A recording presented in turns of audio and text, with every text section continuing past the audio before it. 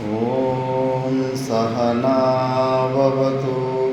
సహనో భునక్తు సహ వీర్యం కరవావహై తేజస్వినావధీతమస్తు మా విద్విషావహై. ఓం శాంతి శాంతి శాంతి. మనము అష్టావక్ర గీత గురించి విచారణ చేస్తుంది. ఇందులో 18వ అధ్యాయము 89 శ్లోకం వరకు అయింది. 90 శ్లోకం ఇప్పుడు ఉచ్చారణ. జానన్నపి న జానాతి పశ్యన్నపి న పశ్యతి బ్రువన్నపి చ బ్రూతే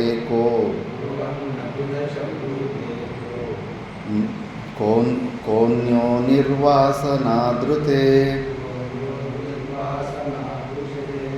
జానన్నపి న జానాతి పశ్యన్నపి న పశ్యతి బ్రువన్నపి న చ బ్రూతే కోన్యో నిర్వాసనాదృతే.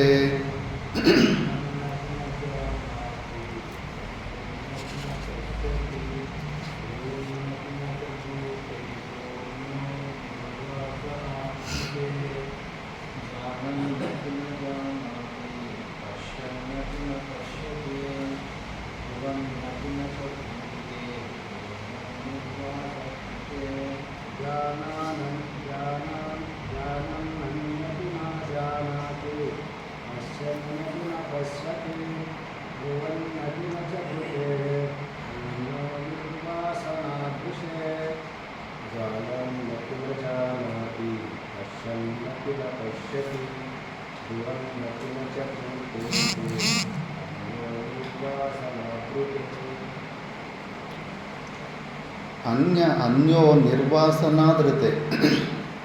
ఒక జీవన్ముక్త పురుషుడిని ఇంకొక జీవన్ముక్త పురుషుడు ఎవరైతే వాసనాక్షయాన్ని చేసుకో ఉంటాడో ఇంకొక జ్ఞాని తప్పితే మిగతా వాళ్ళు ఎవరు ఆయనని గుర్తుపట్టలేరు. ఎందుకంటే ఆయన జానన్నపి న జానాతి. మిగతా వాళ్ళు నేను ఆయన గురించి తెలుసుకున్నానని అందుకే పుస్తకాలు రాస్తూ ఉంటారు. గురువేమో జీవన్ముక్త పురుషుడు. పుస్తకాలు రాసినోడు జీవన్ముక్త పురుషుడా? కాదు. అయ్యుండొచ్చు, కాకుండా ఉండొచ్చు. వాడు సామాన్య అజ్ఞాని అయినప్పుడు వాళ్ళ గురువు గురించి ఏది ఊహించుకున్నాడో దాన్ని రాస్తాడు. యథార్థాన్ని రాసి ఉంటాడని ఏమి గ్యారంటీ.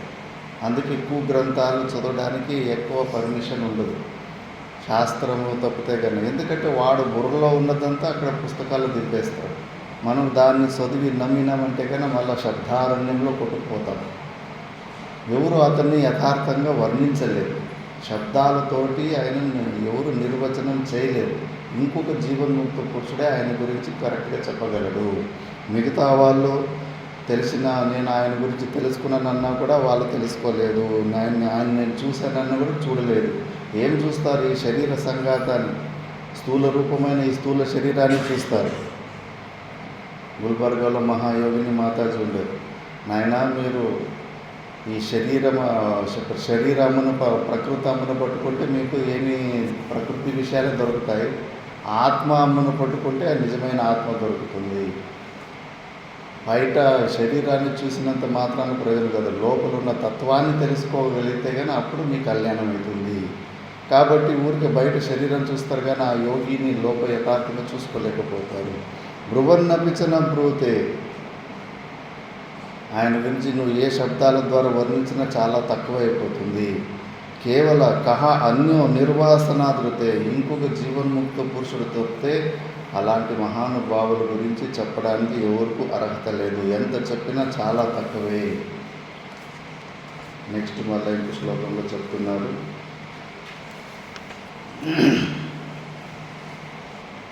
భిక్షుర్వా భూపతిర్వాపి యో నిష్కామస్స శోభతే భావేషు కలితాయస్య శోభనా శోభనామతిః భిక్షుర్వా భూపతిర్వాపి యో నిష్కామः స శోభతే భావేషు గలితా యస్య శోభనా శోభనామతిః.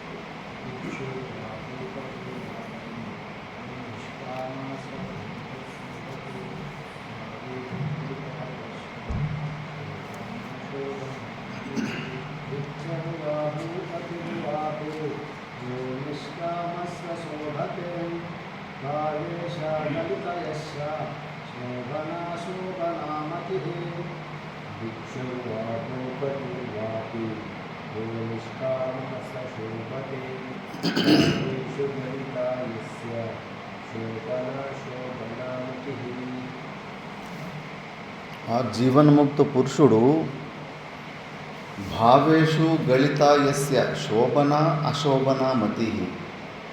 మనకు ఈ ప్రపంచంలో మనము ప్రవృత్తి కర్మలు లేదంటే నివృత్తి కర్మలు చేస్తూ ఉంటాం.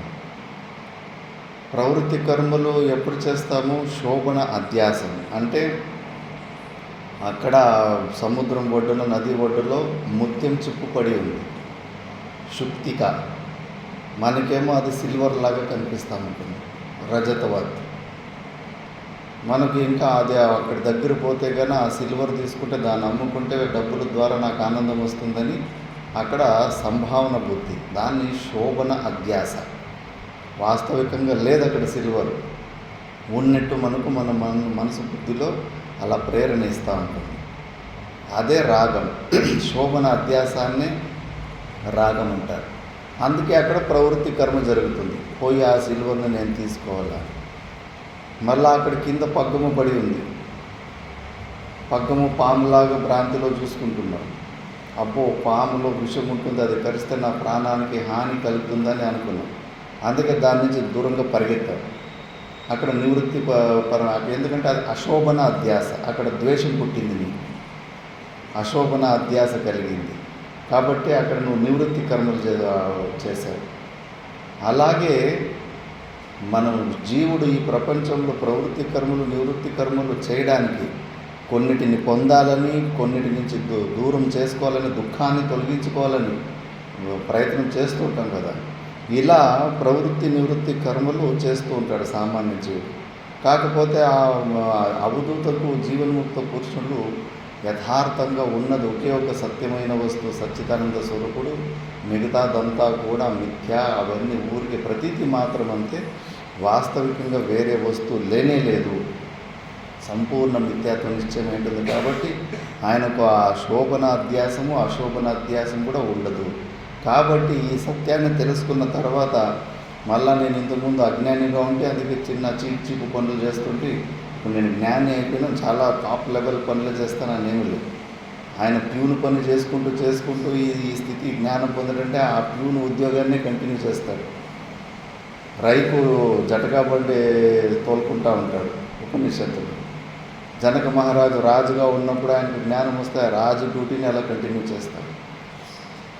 ఆయన పూర్వ శరీరంలో ఏ వృత్తుల్లో ఉంటారో ఆ వృత్తుల్లోనే అలాగే కంటిన్యూ చేస్తారు, కానీ మళ్ళా గీతులు ఏం చేసుకోరు. అందుకే ఈ జ్ఞానం, ఈ శోభన అశోభన బుద్ధిని తొలగించుకున్న వ్యక్తి, దీనికి అతీతంగా ఉన్న వ్యక్తి భిక్షుర్వా భూపతిర్వా, భిక్షాటన చేసుకుంటున్న భిక్షు కావచ్చు, భూపతి అయిన రాజు కావచ్చు. యో నిష్కామ సశోభతి, లోపల స్వరూపంలో నందత్యేవ, ఎప్పుడు చక్రవర్తి లాగానే విరాజిల్లుతూ ఉంటారు.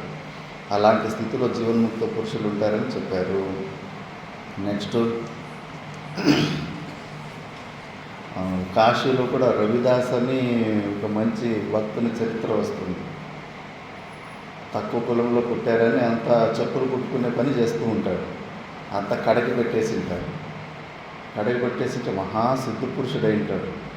సిద్ధపురుషుడు అయితే కన్నా అక్కడ కొంతమంది ఇట్లే ఊరికే శుష్క పండితులు కొంతమంది వస్తారు. పండితులు వస్తే చెప్పులు కుట్టించుకోవడానికి దేనికో వస్తారు. వాళ్ళతో మాట్లాడుతూ మేము ఎక్కడ పోతున్నారంటే ఇటు గంగా నదిలోకి స్నానంకి వెళ్తున్నాము, గంగాకేమో అర్పణ చేయడానికి అని. సరే అని మీరు అక్కడ గంగా నదికి పోతా ఉంటే కన్నా ఏదో కడిమో ఏదో ఇస్తాడు. ఇది గంగా నదికి మీరు చెప్పేటి గంగా నది స్వయంగా చెయ్యి పైకి లేపుకొని అది తీసుకుంటుంది. వాళ్ళు నవ్వుకుంటారు, వీడు పిచ్చోడ్లాగా ఉన్నాడు, వీడి కోసం గంగా తల్లి స్వయంగా చెయ్యి పైకి తీసుకుంటుందా అనుకున్నారు. చూస్తే కన్నా మళ్ళీ తర్వాత గంగా నది ఆ కడిని తీసుకున్న తర్వాత మళ్ళీ వీడికి ఈ మహిమ గురించి మనం బయట చెప్పేస్తే మళ్ళీ వీడు హైలైట్ అయిపోయి వీడు పెద్ద దేవుడు అయిపోతాడని చెప్పేసి వాళ్ళు ఈ విషయాన్ని దాచిపెట్టింటే మళ్ళీ గంగాదేవి ఆ దేశం ఎవరికో ఒక వ్యక్తికో ఒక రాజుకో మళ్ళీ ఆ కడిని వాపస్ ఇచ్చి ఇది రవిదాస్ ఇచ్చిన కడిమని చెప్పి ఉంటుంది. అట్లా మళ్ళీ అది ప్రచారం అయిపోతుంది. చూడడానికి చెప్పులు కొట్టుకుంటున్నాడు, ఎంతటి మహానుభావుడైనాడనే విషయం మనకు వాళ్ళ సామాన్యులు గ్రహించలేకపోయారు. అందుకే ఏ స్థితిలో ఉంటే ఆ స్థితిలోనే అలాగే కంటిన్యూ చేస్తారు. కొమ్ములు తొక్కులేం మళ్ళవు. జ్ఞానం వచ్చిన తర్వాత చాలా విచిత్రంగా విపరీతంగా మానిత్వంతో నేను చాలా శ్రేష్ఠునన్న భావము కానీ నేను దీనునన్న భావంలో కానీ ఎప్పుడు జీవించదు, అలాగే కంటిన్యూ చేస్తూ ఉంటాడు. అందుకే అలాంటి మహానుభావుడు ఏ స్థితిలో ఉన్నప్పటికీ కూడా ఆత్మస్థితిలో ఉంటాడు కాబట్టి వాస్తవికంగా అతను శోభాయమానంగానే ఉంటాడు. నెక్స్ట్ శ్లోకము. క్వస్వాచంద్యం క్వ సంకోచః క్వ వా తత్వవినిశ్చయః నిర్వ్యాజార్జవభూతస్య చరితార్థస్య యోగినః. క్వస్వాచంద్యం క్వ సంకోచః క్వ వా తత్వవినిశ్చయః నిర్వ్యాజార్జవభూతస్య చరితార్థస్య యోగినః.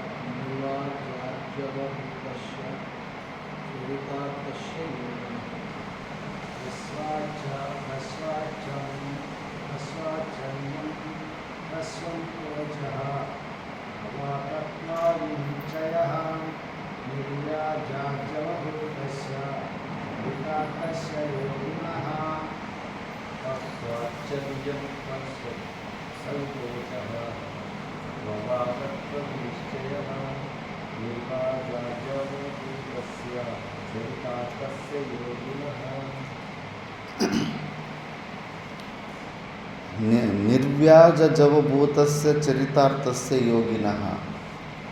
తన జన్మను సార్థకం చేసుకున్న జీవన్ముక్త పురుషుడు అతనికి స్వచ్ఛందం అని ఇంతకుముందు చెప్పే స్వచ్ఛందంగా తిరుగుతూ ఉంటాడు, నిరంకుశంగా తిరుగుతూ ఉంటాడు. ఈ శబ్దాలు మనం అజ్ఞాన దశలో ఉన్న వాళ్ళకి ఇవన్నీ అన్వయిస్తాయి. అక్కడ స్వరూపంలో స్వచ్ఛందానికి విరుద్ధార్థకమైన పదం అక్కడ లేదు కదా. ఇప్పుడు ఆకలి ఉందంటే ఆకలి తీర్చడానికి దానికి భోజనం ఏదో ఒకటి ఆపోజిట్ ఉంటుంది. అక్కడ ఆపోజిట్ అక్కడ స్వరూపంలో పూర్ణ స్వతంత్రమే ఉంటుంది. బంధనం అనేది అక్కడ ఇంకొక పరాధీన అవస్థ అనేది లేదు. మనం అజ్ఞాన అవస్థలో ఉన్నాం కాబట్టి మనకు ఇక్కడ స్వచ్ఛందం అన్నది ఒకటి స్థితి, అదొక గొప్ప స్థితి లాంటిది. ఇప్పుడు రాత్రి పగులు ఎవరికి ఉంటాయి? మన భూలోకంలో ఉన్న వాళ్ళకి. భూలోకాన్ని దాటిపోయిన సెటిలైట్ల పైనకి పోయిన వాళ్ళకి రాత్రి ఏంటి పొగలేంటి అంతా ఒకేలాగానే ఉంటుంది. భూలోకంలో ఉన్న వాళ్ళ నిమిత్తానికి రాత్రి పొగలు వస్తాయి. అలాగే మనకు స్వచ్ఛందము పరాధీనత ఇవన్నీ మనం అజ్ఞాన అవస్థలో ఉన్న వాళ్ళకి ఈ శబ్దాలు అన్వయిస్తాయి.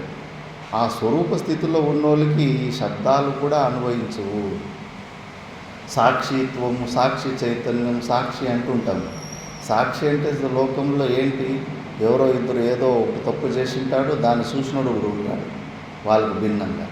సాక్షి అంటే ఇలాంటి సాక్షి. మరి అలాంటి సాక్షి స్వరూపమైపోతే కన్నా అక్కడ త్రిపుటి వచ్చేస్తుంది. త్రిపుటి వచ్చేస్తే ఇంకా అద్వైత సిద్ధాంతం ఎక్కడ ఉంటుంది? సాక్షిత అపి నా తాత్విక. సాక్షిత్వం అన్నది కూడా మనము డిస్కషన్లో వాడుకుంటున్నాం, కానీ ఆ సాక్షిత్వం అన్న ధర్మం కూడా తన స్వరూపంలో ఉండదు. అందుకే కేవల సాక్షి, త్రిపుటి రహితమైన కేవలం స్ఫురణ రూపమైన జ్ఞాన స్వరూపం అంతే అది.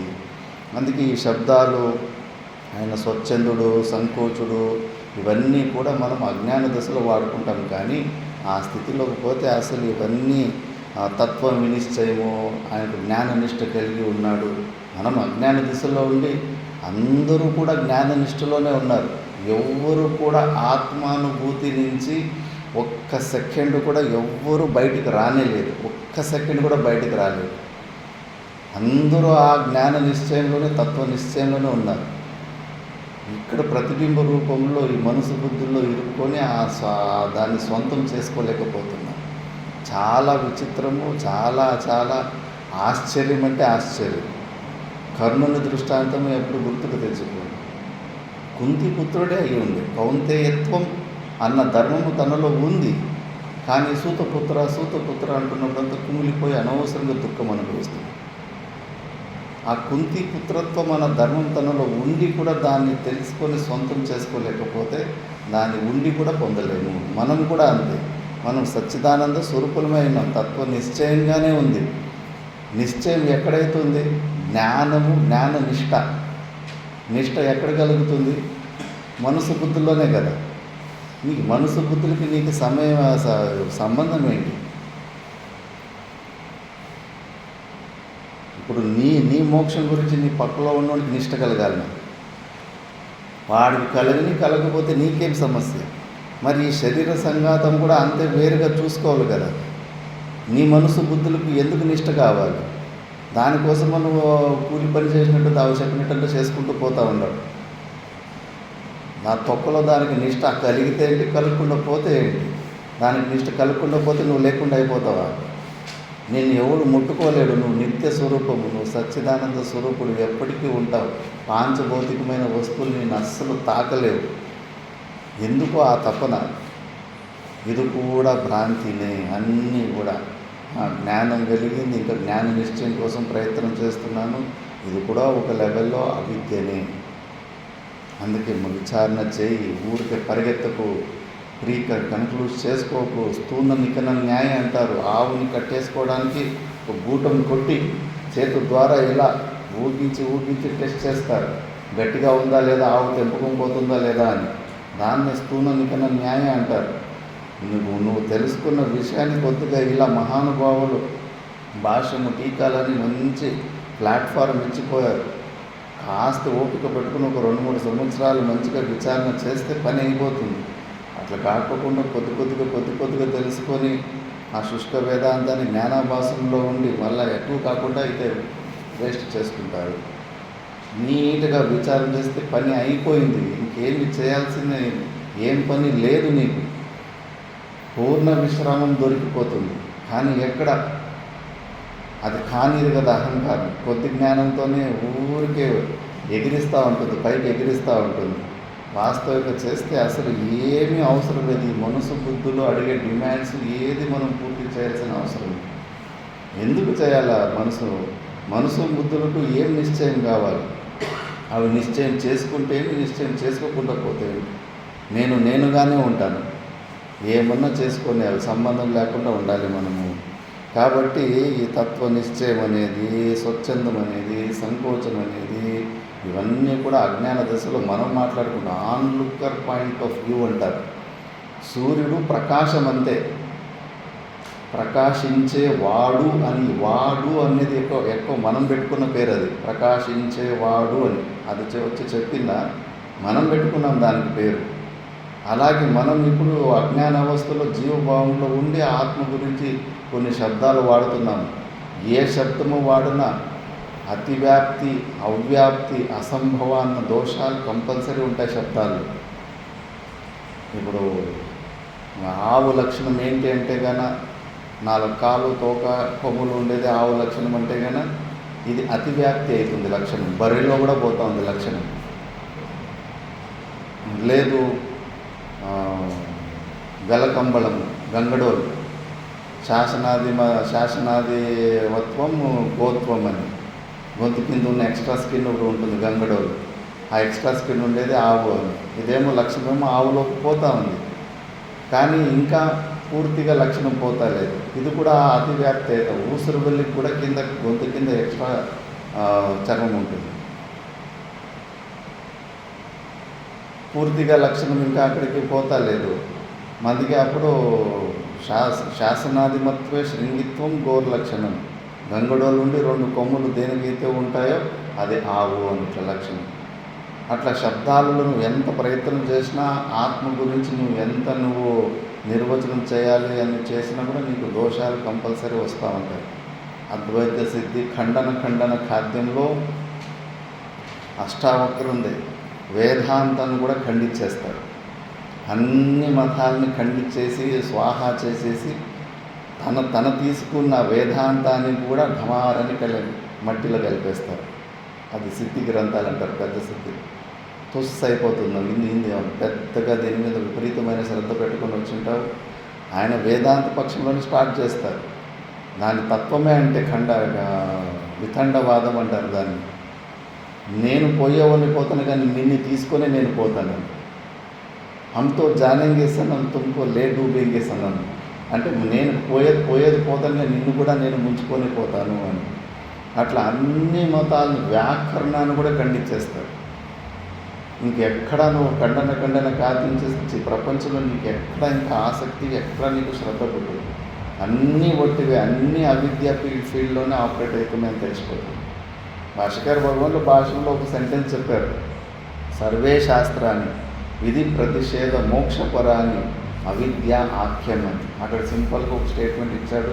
అది కూడా ఎక్కువ మంది జీర్ణం చేసుకోలేకపోతారు. సనాతన ధర్మాన్ని పునరుద్ధారణం చేసి ఎన్ని గుడులు ప్రతిష్టలంతా మళ్ళా జీవిత అవస్థకు తెచ్చిన మహానుభావుడు ఈ స్టేట్మెంట్ ఇచ్చాడా అని.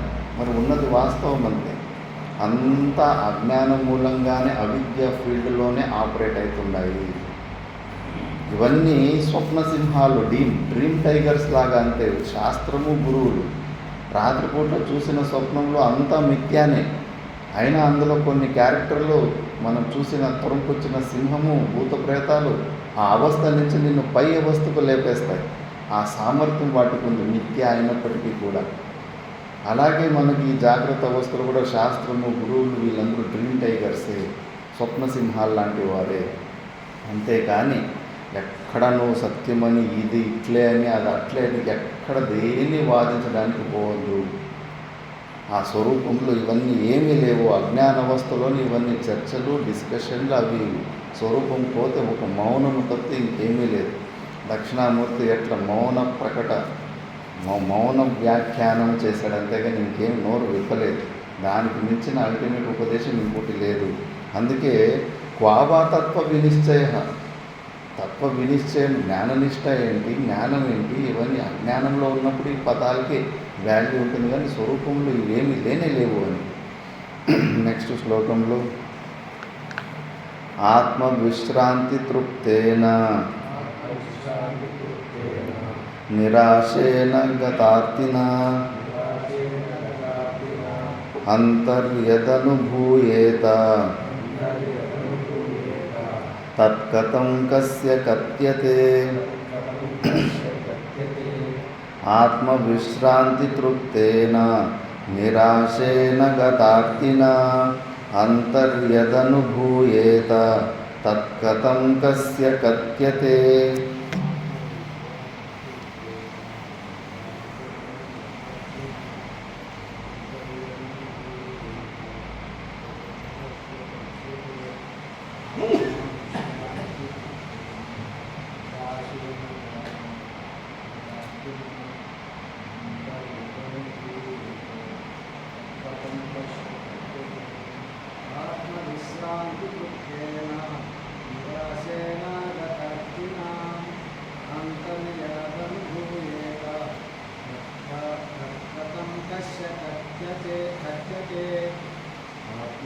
విశ్రాంతితృప్తేన నిరాశేన గతార్తిన అంతర్యదుర్భూయేత తత్కథం తస్య కథ్యతే. ఆత్మవిశ్రాంతి తృప్తేన, ఆత్మవిశ్రాంతి పూర్ణ విశ్రాంతి స్వరూపంలో తీసుకుంటున్న వ్యక్తికి నిరాశేన గతార్తిన, ఎక్కడ ఆశ లేదు, దేని మీద కంటి రెప్ప తెరవడానికి కూడా ఆయనకి ఇష్టం లేదు. అంత అంతర్ముఖి అయిన మహానుభావుడు అంతర్యతను భూయతే తత్ కథం కస్య కథ్యతే. లోపల ఆ స్వరూపాన్ని ఏమి ఆ పరమానందాన్ని అనుభవిస్తూ ఉంటాడో దాన్ని ఎట్లా బయటికి వ్యక్తం చేస్తాడు? బయట తనకన్నా వేరుగా ఎవరన్నా ఉంటే కదా.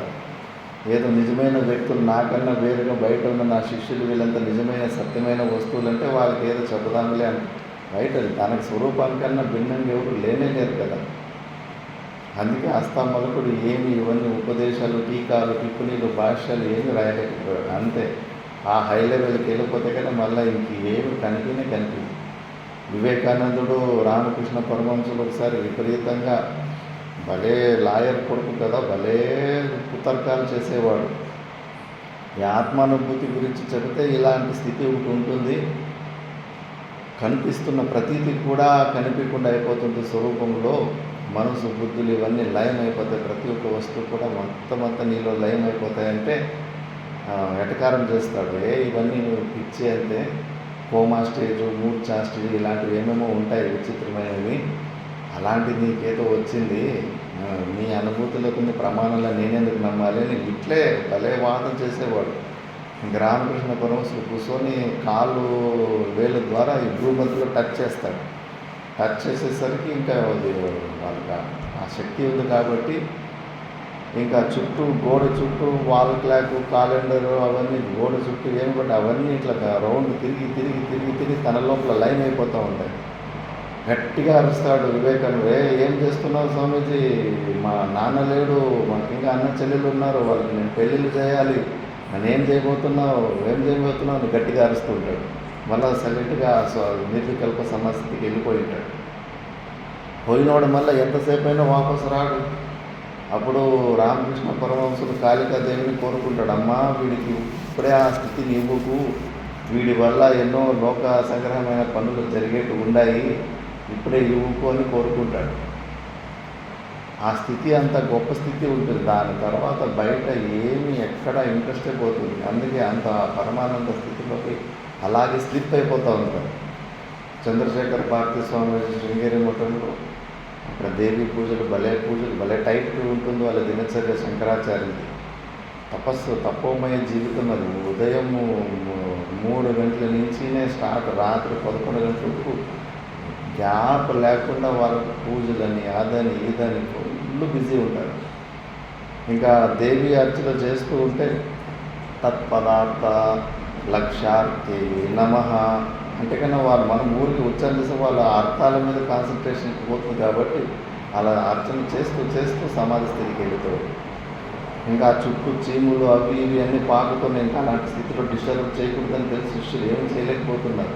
మళ్ళా 2-3 గంటల సేపు ఆ స్థితిలో ఉండి మళ్ళీ బయటకు వచ్చి అద్వైతం సత్యం అని గట్టిగా కేకలిస్తారు. ఆ స్థితికి పోతే కన్నా అంతే మళ్ళీ లో లెవెల్ ప్లేన్కి రాలేదు. ఏదో మన అదృష్టం బాగుండి ఆ రుణానుబంధం ఉంటే అలాంటి మహానుభావులు వచ్చి మనకు ఉపదేశాలు కొన్ని అవి ఇవి చేస్తూ ఉంటారు. అందుకే వాళ్ళ కృప అంతే. అలాంటి మహానుభావులని మనం ఉపదేశం పొందడానికి వాళ్ళ కృపకు మనం పాత్రలు కావాలి. అందుకే అలాంటి గురువు దగ్గరికి పోయేటప్పుడు శుశ్రూష ద్వారా వెళ్ళాలి అంటారు. ఎందుకంటే వాళ్ళకి ఏమి అవసరమే ఉండదు ప్రపంచంలో. మీలో ఉన్న మంచి సేవా గుణము శుశ్రూషకే వాళ్ళు పెరిగి మీకు ఉపదేశం చేసేవారు.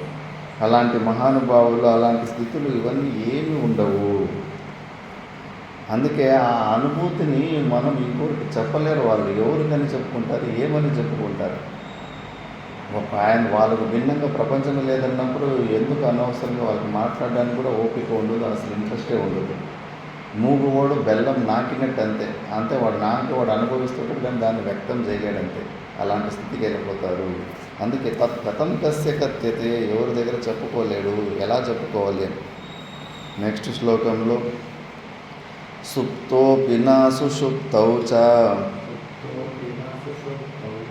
స్వప్నేపి శయితో న చ स्वप्नेऽपि शयितो न च జాగరేపి న జాగర్తి जागरेऽपि न जागर्ति ధీరస్తృప్తః పదే పదే धीरस्तुप्तः पदे पदे సుప్తోపి న సుషుప్తౌ చ స్వప్నేపి శయితో న చ జాగరేపి న జాగర్తి ధీరస్తృప్తః పదే పదే.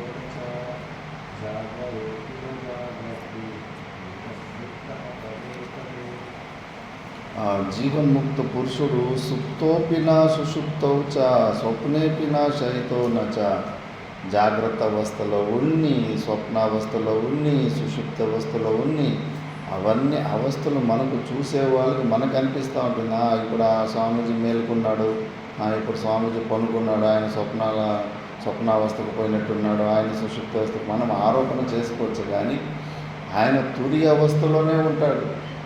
విచారం వస్తుంది బృహదారణ్యక ఉపనిషత్తులో, జీవన్ముక్త పురుషునికి స్వప్నాలు వస్తాయి లేదా అని. వస్తాయి. ఎలాంటి స్వప్నాలు వస్తాయి? సాత్విక స్వప్నాలు వస్తాయి. సాత్విక స్వప్నాలు అంటే ఏంటి? జాగ్రత్త అవస్థలో ఎలాగా సుఖదుఖాలకు అతీతంగా స్వరూపంలో నిలబడి ఉంటాడు, స్వప్నంలో కూడా అలాంటి స్థితినే ఉంటుంది. అక్కడ కూడా జీవన్ముక్త పురుషుడుగానే ఉంటాడు. జాగ్రత్త అవస్థ, స్వప్నావస్థ, సుషుప్త అవస్థలో ఇంకేమి ఉండదు అక్కడ. కాబట్టి ఈ అవస్థలలో కూడా ఆయనలో ఏమీ మార్పు ఉండదు. ఆయన తురి అవస్థ, 3 అవస్థల్లో కూడా మా తురి అవస్థ ఉంటారు. మనం స్లిప్ అయిపోతూ ఉంటాం. జాగ్రత్త అవస్థలో జాగ్రత్త సాక్షి ద్వారా సుఖ దుఃఖాలు అనుభవిస్తుంటాం. స్వప్నావస్థలకు పోతే అక్కడ స్వప్న సాక్షిగా ఉండి అక్కడ ఒక జీవభావంతో అక్కడ సుఖ దుఃఖాలు అనుభవిస్తూ ఉంటాం. త్రిపురాసురుని ఆ రాక్షసుని ద్వారా మనం హతమైపోయి ఉంటాం. జీవన్ముక్త పురుషులు ఈ 3 పురాలని తనలో ఉన్న శివుని ద్వారా, పాశుపతాస్త్రము ద్వారా, అంటే వివేకమన్న శివుని వివేకమన్న మూడో కన్ను తెరిచి ఆ శివుని లోపల ఉన్న శివుని ద్వారా ఆ పాశుపతాస్త్రాన్ని 3 పురాలని ఒకే లైన్లో కొట్టడం అంటే 3 అవస్థల్లో కూడా నేను నిత్యంగా ఉన్నాను. 3 అవస్థాత్రయ సాక్షి సన్ అన్న జ్ఞానము ద్వారా ఆ త్రిపురాసురుడు అన్న రాక్షసుని చంపేసుకుంటారు. కాబట్టి ఈ 3 అవస్థలకు వాళ్ళు అసలు అందరూ బెదరు. రాని పోని వాళ్ళకి సంబంధమే ఉండదు. అందుకే వాళ్ళు పడుకున్నా కూడా పడుకోవడం లేదు. వాళ్ళు జాగ్రత్త అవస్థ లేచి ఉన్నప్పటికీ కూడా వాళ్ళు మనలాగా అజ్ఞాన అవస్థలు లేరు. ఎప్పటికీ తురి అవస్థలోనే, స్వరూపంలోనే ఉంటారు వాళ్ళు అని ఇక్కడ చెప్తున్నారు. నెక్స్ట్ శ్లోకంలో జ్ఞస్సంచింతోపి నిశ్చింతః సేంద్రియోపి నిరింద్రియః సుబుద్ధిరపి నిర్బుద్ధిః సాహంకారో నహంకృతిః యస్సంచింతోపి నిశ్చింతః సేంద్రియోపి నిరింద్రియః సుబుద్ధిరపి నిర్బుద్ధిః సాహంకారో నహంకృతిః.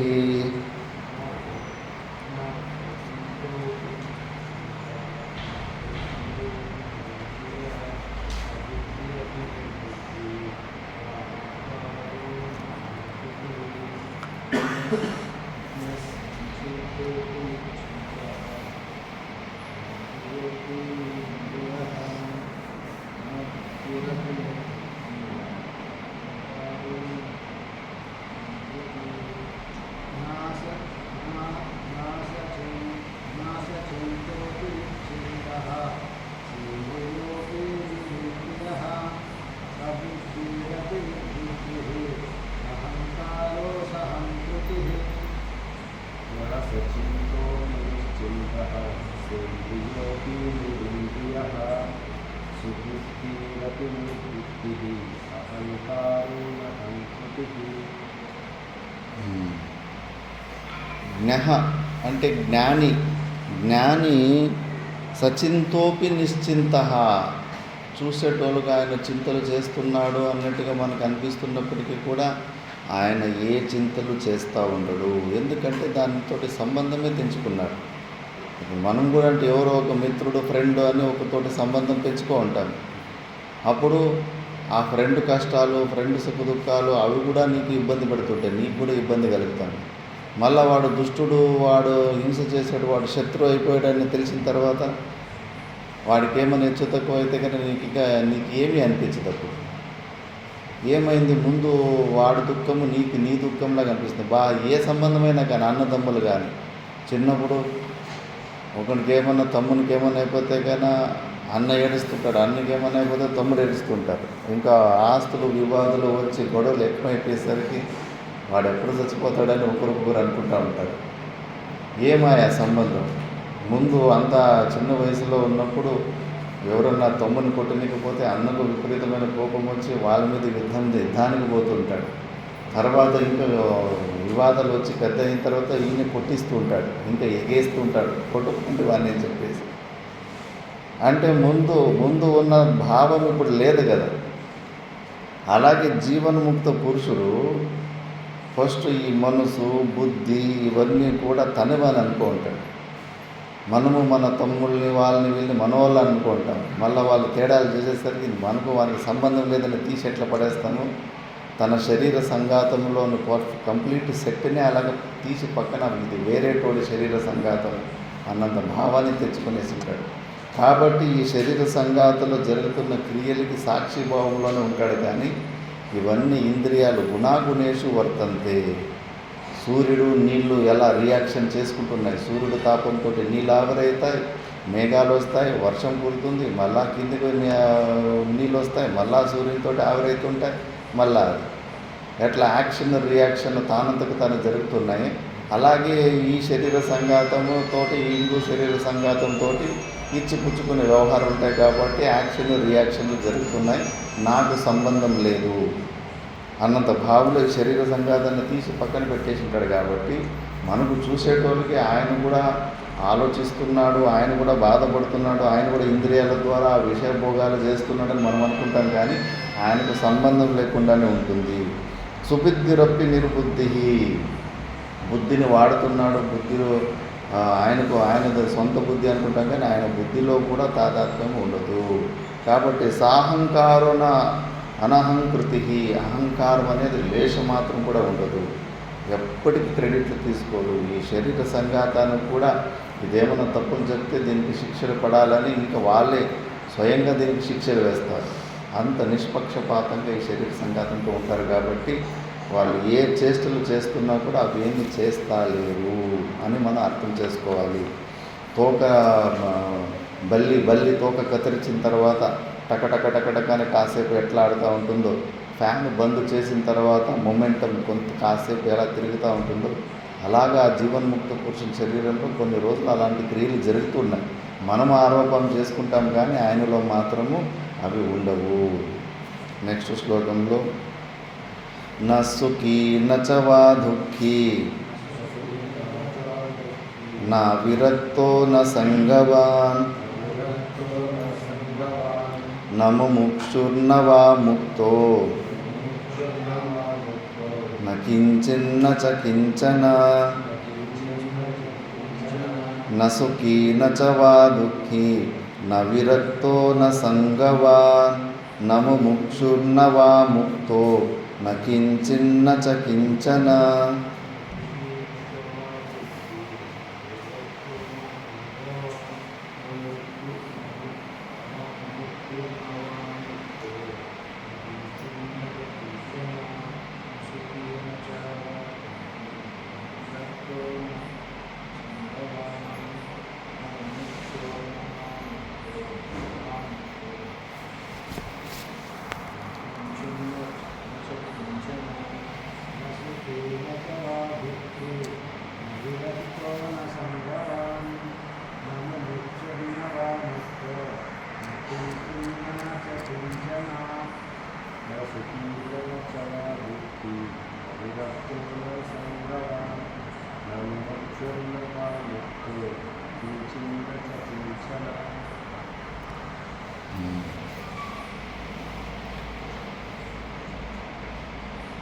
న సుఖీ న చావా దుఃఖీ న విరక్తో న సంగవా న ముముక్షుర్న వా ముక్తో న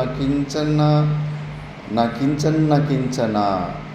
ఆ స్థితిలో, అద్భుతమైన స్థితిలో ఉన్నవాడు మనకు చూసేటోళ్ళకి ఆయన కూడా మనలాగా సుఖీ. అనుకూలమైన పరిస్థితి వచ్చినప్పుడు సుఖంగా ఉన్నాడు, ప్రతికూలమైన పరిస్థితి వచ్చినప్పుడు దుఃఖిగా ఉన్నాడు. ఇవన్నీ కూడా మనము పెట్టుకున్న పేర్లు అంతే. ఆయనకు ఆ సుఖమన్న కాన్సెప్ట్ లేదు, దుఃఖమన్న కాన్సెప్ట్ లేదు. ఆయన నేను విరక్తుని అన్న కాన్సెప్ట్ లేదు.